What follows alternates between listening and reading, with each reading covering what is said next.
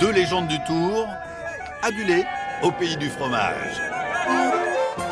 Voilà nos deux coups de cœur du jour que les cyclistes auraient pu croiser s'ils avaient été un tout petit peu moins vite.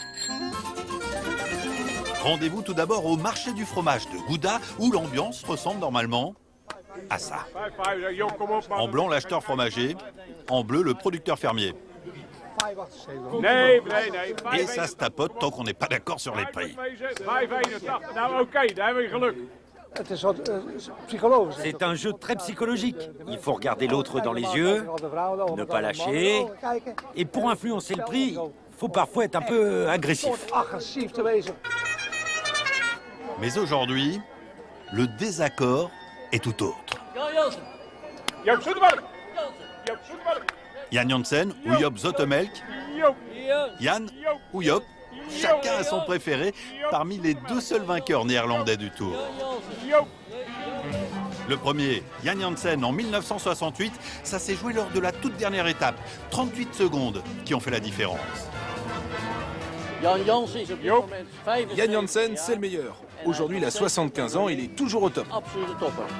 Le second, Job Zoetemelk, vainqueur en 1980, 16 Tours de France terminés et 6 fois deuxième. C'est le roi des records. Job Zoetemelk, un sacré caractère et un fils de fermier. Alors pour ne pas faire de jaloux, invitons-les ensemble sur ce podium de rêve. Vive le vélo! Et suivrons-les jusqu'à Utrecht. Ils sont tous les deux ambassadeurs de ce grand départ 2015. Sur ce tandem en or, 143 ans au total. Et deux maillots d'origine portés encore fièrement. Le vélo, ça conserve. 8000 km par an pour Yann, la moitié pour Job. Mais au fait, c'est qui le meilleur aujourd'hui? C'est le conducteur. Non. non, mais je Derrière, sens, on pédale. je sens la puissance derrière. Donc, ça devrait être Job, hein? Ah, il y a la tête et les jambes. Qui est la tête et les jambes? Voilà, la tête et les jambes. Moi, j'ai la tête et Job, il a les jambes. Je ne me pas dire que j'ai pas de tête, moi. Oui! Niveau popularité, pas de dispute possible entre les deux concurrents d'hier. Dans les rues sans voiture de la vieille ville, ce sont tous les deux des stars. Ah oui, ce sont des héros, des vrais. À tel point qu'Utrecht leur a consacré une partie d'un musée, des reliques en chair et en os, avec cette exposition sur le Tour de France en leur honneur. Le jour que je gagne les tours, ben, c'est pour moi c'est le meilleur jour de ma vie, quoi.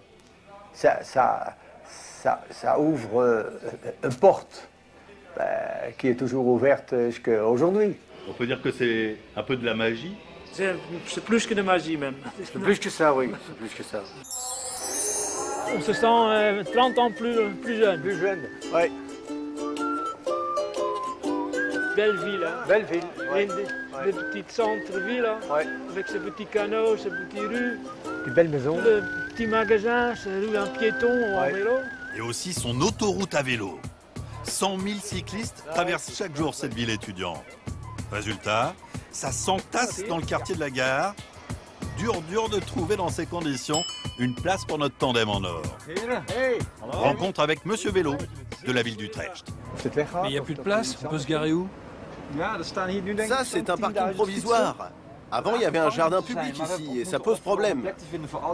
En plus, j'ai l'impression qu'il n'y a plus de chambre de libre pour vous. La mission est difficile, il y a déjà 10 000 vélos de garés, donc bonne chance. Mais on va trouver une solution, ça va aller. La solution, la voici. À quelques mètres de là, un chantier monumental pour un record du monde. C'est ici qu'on construit le plus grand et plus gros parking à vélo du monde, pour 12 500 vélos. Encore 3 ans, et Utrecht aura son record. 3 étages d'un incroyable labyrinthe, quasiment de la science-fiction. Les Pays-Bas, c'est quand même un pays de vélo. On voit ça avec le parking qu'on fait ici, là. Ceux qui utilisent le vélo, qui seront plus tard dans le Tour de France, peut-être. Il y aura peut-être alors d'autres hommages dans l'autre pays du fromage. Et pour les autres reportages, qui sait, ce sera bientôt à votre tour.